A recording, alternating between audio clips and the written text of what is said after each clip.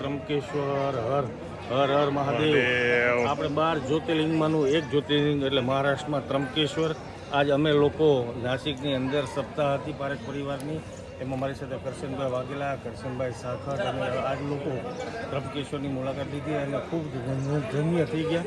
સવારના પોરમાં બહુ સરસ રીતે દર્શન થયા અમને લોકોને. અમે આ વર્ષમાં બીજી વાર આવ્યા છે. હવે અમે ફેમિલી સાથે આવીશું. બધાને હર હર મહાદેવ, હર હર મહાદેવ. હર હર મહાદેવ. જય ત્રંબકેશ્વર.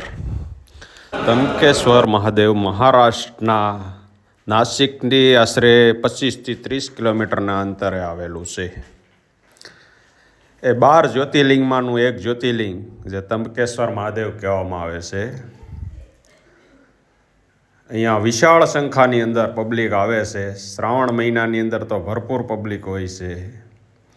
આ ત્રંબકેશ્વર મહાદેવના જ્યોતિર્લિંગના દર્શન કરવા એ પણ એક લાવો છે. તો આપ નાસિક કે આજુબાજુ શિરડી આવો તો અવશ્ય ત્રંબકેશ્વર મહાદેવના દર્શન કરજો. જય ત્રંબકેશ્વર મહાદેવ, હર હર મહાદેવ. અમારી ચેનલ ગોપાલ સ્ટુડિયો વઢેરા ને આપ લાઈક, શેર અને સબસ્ક્રાઈબ કરવા વિનંતી અને સાથે જોડાયેલા રહેજો. જય ત્રંબકેશ્વર મહાદેવ, હર હર મહાદેવ. ત્રંબકેશ્વર મહાદેવની અંદર ફોરેનરોના સંત બની ગયેલા તે પણ અમને અહીંયા એક જોવા મળ્યા છે. તમને વિડીયોમાં બતાવી રહ્યા છે તે વિદેશના ફોરેનરો છે. તે પણ સંતનું સ્વરૂપ ધારણ કરી અને તમને અમે વિડીયોમાં બતાવવા જઈ રહ્યા છીએ.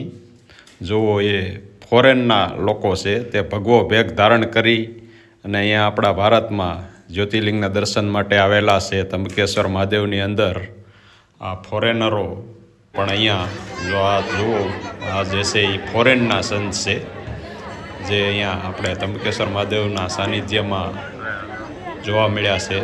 વિપુલભાઈ લહેરી તેની સાથે વાતચીત કરી રહ્યા છે, જે અહીંની સંત ગાથાઓની વિશે વાત કરી રહ્યા છે ઇંગ્લિશમાં. ત્રંબકેશ્વર મહાદેવની અંદર આવા સંતો પણ, વિદેશના સંતો પણ જોવા મળે છે, જે તેને પણ એવું લાગી આવ્યું છે કે આ સંત કંઈક મહત્ત્વપૂર્ણ સંતની ગાથાઓ છે તે અહીં અમે તમને બતાવી રહ્યા છીએ. આ જે સંત જોઈ રહ્યા છો તે ફોરેનના સંત છે.